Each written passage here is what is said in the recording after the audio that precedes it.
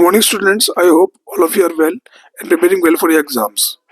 Today I am standing before you to present a question on Kirchhoff's rules. देखिए question कई बार board में आ चुका है, बहुत ही इंपॉर्टेंट है, प्रीवियस ईयर में भी कई बार आया है। ठीक है, इस तरह के क्वेश्चन आते हैं। Kirchhoff's रूल्स पे ये क्वेश्चन आधारित है। और ये है क्या क्वेश्चन, ये calculate the power consumed by the in the given circuit diagram, calculate the power consumed by the 4 ohm resistance. अब यहाँ करना क्या है, एक सर्किट डायग्राम में गिवन है और रेजिस्टेंस 4 ओम में ये गिवन है। अब बेटा इसमें हम क्या करेंगे कि हम लेंगे, हमारे पास किरचॉफ के दो रूल है, एक है हमारा जंक्शन लॉ और दूसरा है हमारा लूप लॉ। अब लूप लॉ में क्या करना है, हम रिलेस में करंट का डायरेक्शन बनाते हैं। बैटरी के पॉजिटिव टर्मिनल से करंट जाता है, बड़ा डंडा जो है, ठीक है, और बड़े से छोटे की तरफ जाता है। अब क्या करेंगे, पॉजिटिव टर्मिनल से हमने लिया, एरो बनाया, ये गया, ये गया, ठीक है। अब दूसरा वाला हमने लिया, ये भी यहाँ से गया, यहाँ से गया, और फिर हमारा ये एरो बन गया। अब इसके दो लूप बन गए, एक है हमारा ADCB और दूसरा है हमारा BCFE। ये देखो डायरेक्शन को कौन सा है, एंटी क्लॉकवाइज डायरेक्शन है, ठीक है। क्लॉकवाइज में भी आपको बोर्ड में बना के दिखाता हूँ। तो ये देखिए क्लॉकवाइज ये होता है, ये हमारा एंटी क्लॉकवाइज है। अब क्या करेंगे हम इसमें, मेथड जो है हमारा potential drop equal to potential gain. Clear. तो पोटेंशियल ड्रॉप कहाँ पे होता है, जहाँ जहाँ पे हमारा रेजिस्टेंस लगा होता है, जहाँ जहाँ पे हमारी बैटरी है, वो हमारा पोटेंशियल गेन होता है, ठीक है। अगर हम करंट के डायरेक्शन में चलते हैं तो हमारा हमेशा डायरेक्ट जो साइंस है वो पॉजिटिव आएंगे। Clear. Potential drop equal to potential gain. अब क्या करेंगे हम पहले लेते हैं, देखते हैं हमारी बैटरी हमारी 12 वोल्ट की है और रेजिस्टेंस कहाँ कहाँ से जा रहा है। ये करंट है हमारा I1 करंट यहाँ से गया, इस वाली बैटरी से करंट हो गया मान लिया I2, और ये I1 I2 करंट यहाँ मिलते हैं, ठीक है, इस ब्रांच में। तो यहाँ हो गया I1 प्लस I2, इस रेजिस्टेंस में गए।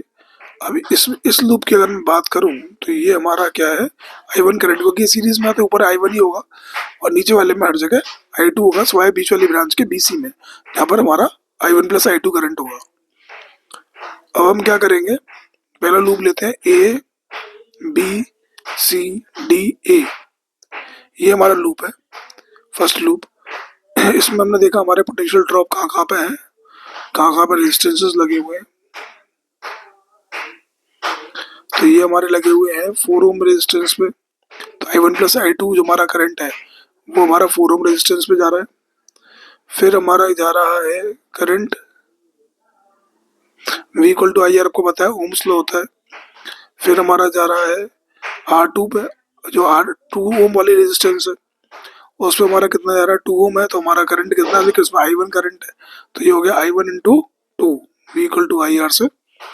और ये हमारे पोटेंशियल ड्रॉप हो गए दोनों। पोटेंशियल गेन कहाँ पे हो रहा है, 12 वोल्ट पे, तो हम ले रहे हैं 12 वोल्ट की बैटरी, तो इक्वल टू ले रहे हैं 12 वोल्ट।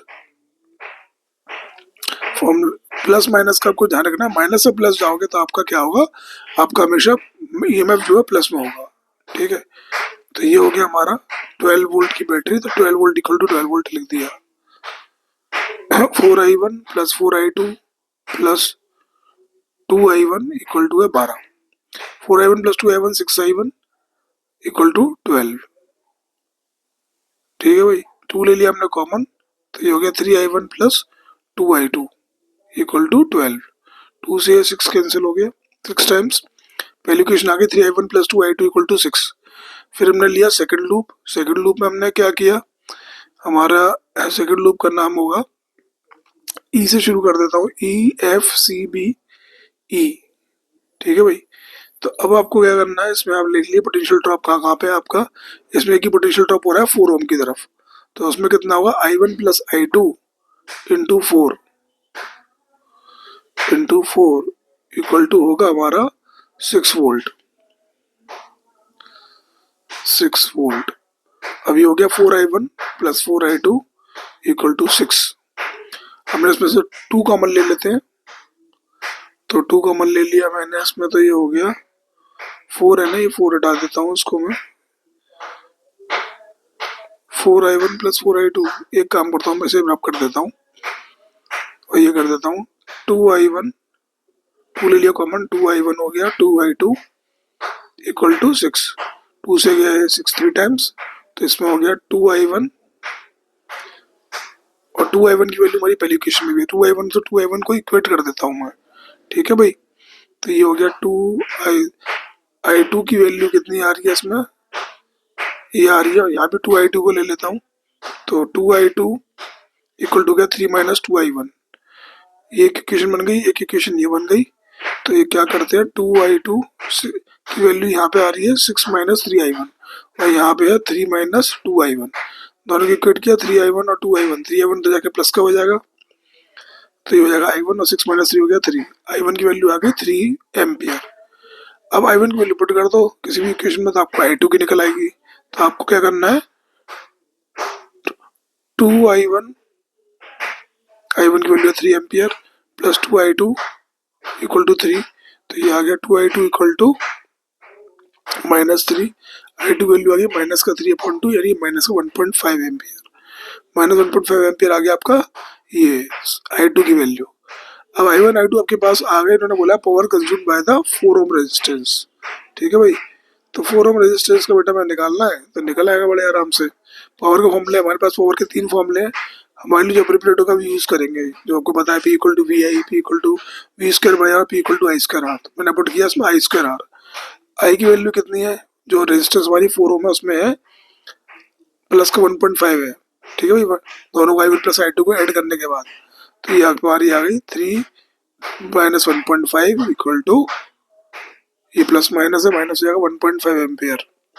तो P इक्वल टू हो गया 1.5 का स्क्वायर इंटू रेजिस्टेंस, रेजिस्टेंस हमारी 4 ओम, ठीक है, 4 ओम की बोला तो 4 ओम में पुट कर देंगे, तो 1.5 का स्क्वायर कितना हो जाएगा बेटा 2.25, 2.25 इंटू 4, ये इक्वल टू कितना हो गया 2.25 इंटू 4 इज, सोल्व कर लीजिए इसको, बड़ा आसान है, 9 वोट हो गया। तो ये हमारा क्वेश्चन का आंसर है। इसी तरह के क्वेश्चंस के लिए बने रहिए, चैनल पे प्रैक्टिस करते रहिए, स्टडी करते रहिए और देखते रहिए, क्वेश्चन बड़ा ही ईजी है, ठीक है, बोर्ड में इसी तरह के क्वेश्चन आते हैं, मेहनत करते रहिए। Thanks to